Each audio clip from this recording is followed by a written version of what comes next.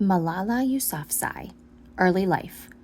Malala Yousafzai was born on July 12, 1997, in the Swat Valley region of Pakistan. She grew up in Mingora with her two brothers. Their family practiced the religion of Islam and were part of an ethnic group known as the Pashtuns. School. Malala had a peaceful and happy childhood. Her father was a teacher who ran several schools. Even though many Pakistani girls did not attend school, Malala did. Her father ran the school she attended. Malala loved to go to school and learn. As a bright girl, she hoped to one day become a doctor, teacher, or politician. Malala learned 3 languages, including Pashto, English, and Urdu.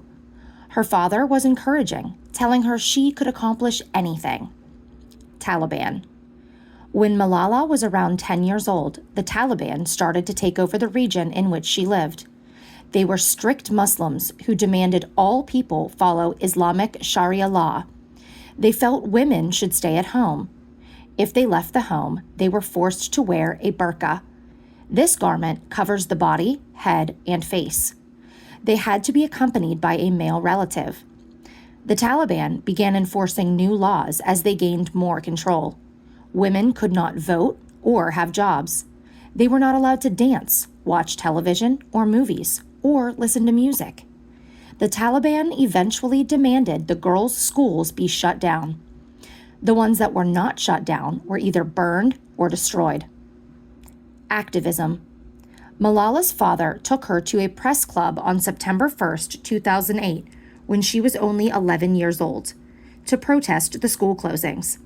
She gave her first speech, "How dare the Taliban take away my basic right to education?" It was publicized throughout Pakistan. Malala's father was approached by the BBC, or British Broadcasting Corporation, to have a female student write about life under Taliban rule. Even though he was worried about the family's safety, Malala's father agreed to let her write the blog. She called it Diary of a Pakistani Schoolgirl. She wrote under the pen name Gul Makai, a heroine from a Pashtun folktale. She quickly became famous for her blog and started to speak out publicly about the Taliban's treatment. She wrote 35 entries that were also translated into English. Malala made her first television appearance in February 2009. Her family was forced to seek refuge from the violence until the army was able to push the Taliban out of Swat. Malala continued to speak out against the Taliban and appear on television programs. She received Pakistan's first National Youth Peace Prize in 2011. Shooting. The government eventually took back control of the area and Malala was allowed to return to school. Even though the fighting had ended and schools were open again, there were still Taliban throughout the city. They were not happy with Malala. She was told to stop speaking publicly and received many death threats. On October 9, 2012, at age 15, she was taking the bus home after school when a man suddenly boarded the bus. He asked, "Who is Malala?" and threatened to kill all of them if they did not tell him. He shot Malala. The bullet struck her in the head, and she was very sick. She awoke in a hospital in England a week later.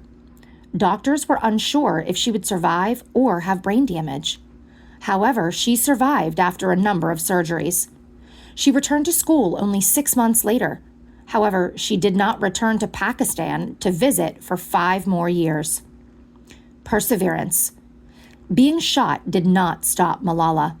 She gave a speech to the United Nations on her 16th birthday. She discussed how she wanted all girls to receive an education. She had no interest in seeking revenge on the Taliban, even the man who shot her, but only wanted peace and opportunity for all. Malala has continued to grow in her fame. She has received many awards, including being named the co-recipient of the Nobel Peace Prize in 2014. At only 17, she was the youngest person to receive the award.